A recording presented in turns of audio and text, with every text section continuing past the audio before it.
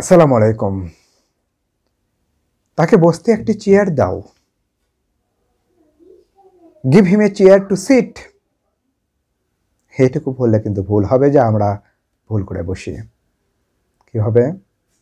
অবশ্যই যে চেয়ারে বসবে সে চেয়ারের ওপর বসার জন্য একটা প্রিপজিশন দরকার। আর এই প্রিপজিশনটা শেষের দিকে আসলেও চেয়ার প্রথম দিকে আছে। যদিও এটি একটি প্রিপজিশন, সিম্পল, কম্পাউন্ড কিংবা ডাবল প্রিপজিশন যাই হোক না কেন, আসলে এটি শেষে বসার কারণে এটা আরেকটা নাম, সেটাকে বলা হয় ডিটেচড প্রিপজিশন, বিচ্ছিন্ন। Give him a chair to sit on ব্যবহার করতে হবে, কিন্তু sit on the chair, chair আগে থাকলেও। যেমন আমার লেখার কোনো কলম নাই, I have no pen to write with. এই উইথ না লিখলে বাক্যটা কিন্তু ভুল হবে। সেই কলম নাই যে কলম দ্বারা আমি লিখবো, এই জন্য রাইট উইথ। Thank you.